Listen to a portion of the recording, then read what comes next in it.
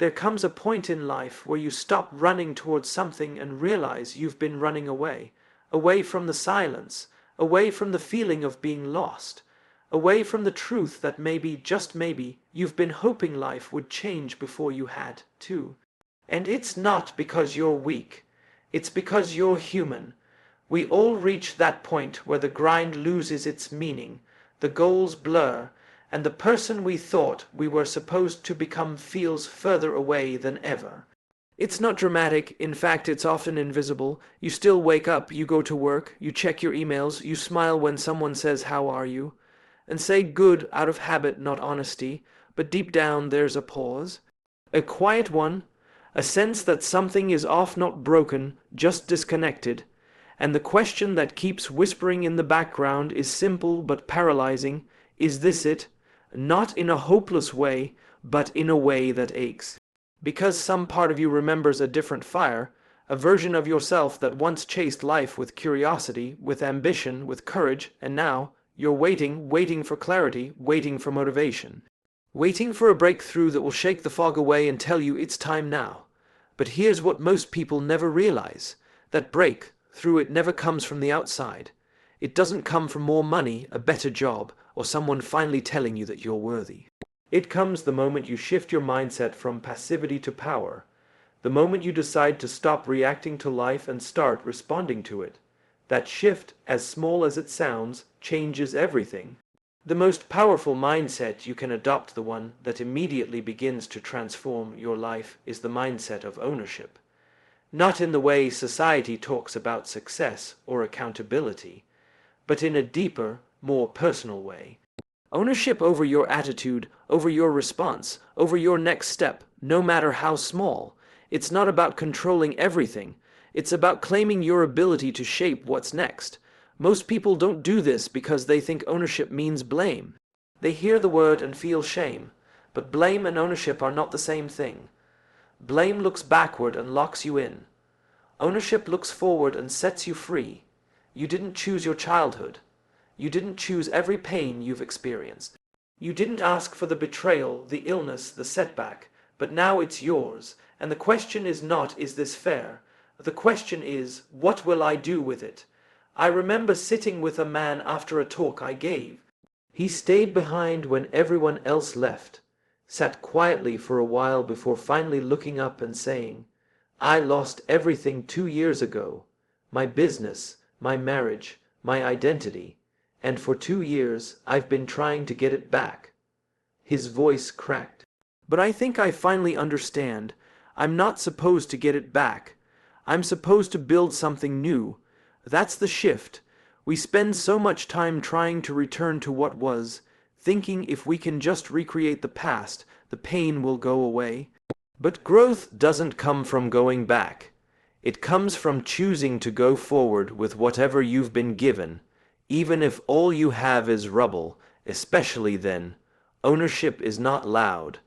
It's not the kind of thing people applaud. It's private, internal. It's a quiet moment where you say to yourself, this is where I am. It's not where I plan to be, but I'm not waiting anymore. I'm not pretending anymore. I'm not living on default anymore. That moment changes your relationship with everything. You start seeing problems as part of the path, not proof you're broken. You stop outsourcing your happiness to people or outcomes. You stop waiting to feel ready and start taking steps even while you're afraid. Because readiness is not a feeling, it's a result. It comes after action, not before it. There's a young woman I used to coach. She was bright, thoughtful, and stuck. Every time she got close to making a decision, she'd pull back. Not because she didn't care, but because she didn't feel ready. I just don't feel like I'm the kind of person who can do this, she'd say. And so I asked her one day, if you were already that kind of person, how would you behave today? She thought about it. I guess I'd take the meeting. I'd stop second. Guessing, I'd speak up. I said, good, so speak up. Not because you believe it yet, but because that's how you become the person who does. You don't become brave by waiting to feel brave. You become brave by choosing actions that reflect who you want to be before it feels natural. before it feels earned. Identity is built from behavior, and behavior is shaped by ownership. You want to change your life. Change how you relate to what happens in your life. You can't control the external, but you can always claim your response. This is why some people seem to rise after setbacks and others stay stuck. It's not because they're stronger or smarter or luckier. It's because they decided not to make the setback their story. They made it their starting point, and this applies to everything: your relationships, your health, your work, your sense of meaning. When you stop waiting for someone to give you permission, you take responsibility for showing up with purpose. This doesn't mean pretending things are okay when they're not. It means choosing how you show up even when they're not. It means asking better questions. Instead of "why is this happening?" you ask "what is this revealing?" Instead of "what did I lose?" you ask "what is being asked of me now?" And those questions aren't easy. They require you to get honest, to let go of blame, to let go of the comfort of helplessness. Because helplessness gives you an excuse not to try, but ownership gives you direction. I worked with a team during a major reorganization. Morale was low, fear was high. Everyone was waiting for clarity, for reassurance, for someone else to lead. And then one person, not the most senior, not the loudest, started acting differently. They checked in on teammates. They organized meetings to clarify goals. They showed up early, stayed late, asked questions, offered support. Not because they were told to, but because they decided, if leadership is missing, I'll lead anyway. And slowly, the tone of the team shifted. People started to feel safer, more focused, not because the company changed overnight, but because one person chose ownership instead of complaint. And that choice was contagious. You never know what happens when you decide to stop waiting for the environment to improve and start improving how you show up in the environment. You don't need a title to lead. You don't need validation to grow. You don't need guarantees to take the first step. Ownership is the mindset that says, I'm responsible for how I show up. I'm responsible for the energy I bring. I'm responsible for what I do with this moment. That kind of responsibility is a superpower. Because it puts the pen back in your hands. It doesn't make life easier, but it makes you stronger. And the stronger you get, the less power your circumstances have over you. It's easy to say, I'm stuck because of them. I can't because of this. I'm not ready because of that. But those sentences are chains, and the longer you hold onto them, the more you reinforce the belief that your life is not yours to shape. But it is, always. Not everything is your fault, but your next step. That's yours. Your attitude, that's yours. Your discipline, yours. Your values, yours. Your healing, still yours. And you might be thinking, but I don't know where to start. That's okay. Start where you are. Start with the smallest act of alignment. Drink the water, make the call, have the hard conversation, wake up early, say the thing you've been avoiding, take 5 minutes to breathe and ask, what matters most to me today? You don't need a life plan. You need a pattern of choosing what builds you, because life doesn't hand you confidence, it hands you chances to build it. It doesn't hand you clarity, it gives you opportunities to create it. It doesn't hand you peace. It gives you the chance to practice it in chaos, and that's what this mindset is about. Ownership over your energy, your attention, your response. It doesn't make you immune to difficulty, but it keeps you grounded through it. You become someone people trust, not because you have all the answers, but because you're anchored. You don't flinch when things get hard. You don't collapse when the reward isn't immediate. You don't quit just because it's hard today. Because you've trained yourself to show up anyway. This isn't just mindset work. It's identity work, because every time you take ownership, you reinforce who you are, and slowly, you stop being someone who waits. You become someone who builds, you stop being someone who doubts, you become someone who decides. It's not a switch, it's a practice, daily, quiet, repetitive, but every day you choose it, your life shifts not in some dramatic way, but in the way that matters most. You become trustworthy to yourself, And when that happens, everything else starts to shift. Because something powerful happens when you believe your own word. When you know that if you say you're going to do something, you will. Not because someone else is watching, not because there's a deadline, but because it's who you are now. That kind of integrity is rare, and it's earned, not declared. Most people live their lives trying to avoid pain.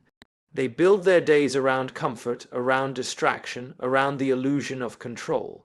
But those same people wonder why they feel empty, why nothing feels meaningful anymore. It's not because they're broken.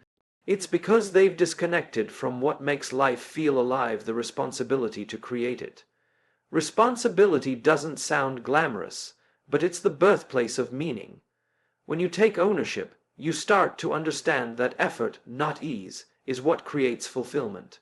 That doing something hard, something real, is often the very thing that reconnects you to yourself. Think about it. The moments you felt proudest in your life, were they easy? Were they handed to you? Or were they earned through difficulty, through showing up even when you weren't sure you could? There's something deeply human about struggle. It doesn't mean suffering is noble, but it means that on the other side of a challenge you didn't think you could handle, there's a version of you that didn't exist before, and you only meet that version through ownership, through choosing the challenge instead of waiting for someone to pull you through it. This is why so many people keep repeating the same patterns, not because they're lazy, but because they haven't yet chosen to stop outsourcing their power. They're waiting for the perfect moment, the right time, the green light. But here's the truth. The moment you decide is the moment it becomes right. And yes, it's uncomfortable. It has to be. Because change threatens the part of you that's used to the familiar, even if that familiar isn't working. There's comfort in habits, even the destructive ones. There's comfort in roles, even the ones that don't serve you anymore. There's comfort in staying small because small feels safe. But safety isn't the same as peace. Real peace comes when you know you're aligned with something bigger, when your values match your actions, when your words and your behavior tell the same story, when you stop living two lives, the one the world sees, and the one you live in your head. Ownership unifies them, and yes, people might not understand it. You'll change, and they'll resist. You'll grow, and they'll feel left behind. That's okay. Not everyone is meant to come with you. Your job is not to convince them. Your job is to keep going. Because if you want to live a life that's yours, truly yours, you'll have to break some patterns that others are still living in. And that's not rebellion. That's responsibility. I once met a man who had spent most of his life trying to make his father proud. Every decision, his career, his relationships, even the way he dressed had been filtered through this silent pressure. One day, he came to a realization. He said, "I've built an entire life to impress someone who never actually told me what they wanted." He paused, and in doing that, I never asked myself what I wanted. That moment, that's what ownership looks like. Not a dramatic act, just a quiet truth, a turning inward, a decision to finally listen to your own voice, even if it shakes. So many of us are taught to please, to perform, to check the boxes that someone else created. And we do it well. We get good at looking successful. We get good at sounding confident. But deep down, we know when it's hollow, when we've built something impressive, but not meaningful. You don't need to burn it all down. But you do need to ask, what am I building, and is it actually mine? Because the scariest thing isn't failure. It's success in the wrong direction. Ownership gives you the courage to pause, to question. To recalibrate, not because you're lost, but because you're finally willing to be honest. And that honesty, that's what allows you to lead. You don't have to lead others to be a leader. You just have to lead yourself. Every time you choose clarity over comfort, courage over convenience, you become someone worth following, even if the only person following is the version of you that comes next. One of the hardest truths is this: there is no secret. No one is coming to rescue you. No one has it all figured out. The people you admire are not fearless. They've just made peace with fear. They've stopped negotiating with doubt. They've accepted that discomfort is the cost of growth. And instead of running from that discomfort, they run with it. You don't need to eliminate fear to take action. You need to stop giving fear the microphone, because when fear narrates your life, you play small. You say no when you mean yes. You stay when you should go. You wait when you should move. You protect when you should risk. And slowly, quietly, you stop recognizing yourself. But the moment you interrupt that pattern, the moment you say enough, I choose something else, you begin to remember who you are. You are not your fear. You are not your past. You are not your mistakes. You are the one who chooses what to do with them, and that choice, it's not a one-time thing. It's a daily practice. Every morning you wake up and decide, who will I be today? Not what do I feel like, not what does the world expect, but who do I choose to be? That choice is power, and the more you practice it, the more natural it becomes.